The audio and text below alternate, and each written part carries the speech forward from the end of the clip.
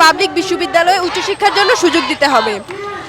দ্বিতীয় দাবি হচ্ছে উপসহকারী কৃষি কর্মকর্তাকে দ্বিতীয় শ্রেণীর কর্মচারী হিসেবে গ্যাজেট করে প্রজ্ঞাপন জারি করতে হবে এবং নিয়োগের ধারাবাহিকতা বজায় রাখতে হবে।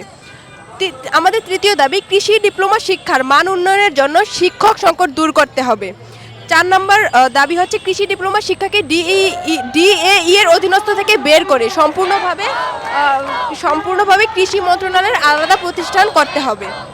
5 নম্বর দাবি হচ্ছে সকল কৃষি গবেষণা প্রতিষ্ঠানের সহকারী বৈজ্ঞানিক কর্মকর্তা পদটি শুধুমাত্র ডিপ্লোমা কৃষিবিদদের জন্য সংরক্ষণ করতে হবে।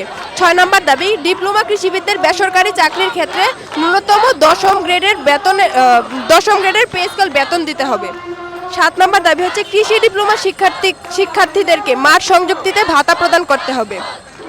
8 নম্বর দাবি হচ্ছে উপসহকারী কৃষি কর্মকর্তাদের চাকরিতে প্রবেশের পর 6 মাসের ফাউন্ডেশন ট্রেনিং এর ব্যবস্থা করতে হবে।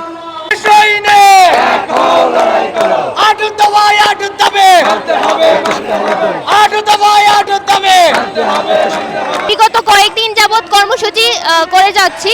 আমাদের ক্লাস পরীক্ষা আমরা বর্জন করে এই কর্মসূচিতে অংশগ্রহণ করছি। আমাদের শিক্ষকেরা আমাদের বিরুদ্ধে অভিযান চালাচ্ছেন, কিন্তু আমরা তাদের অভিযান না মেনে আমরা আমাদের কর্মসূচি চালিয়ে যাব ইনশাআল্লাহ। আমাদের দাবি আদায় না হওয়া পর্যন্ত আমরা রাজপথ ছাড়বো না ইনশাআল্লাহ।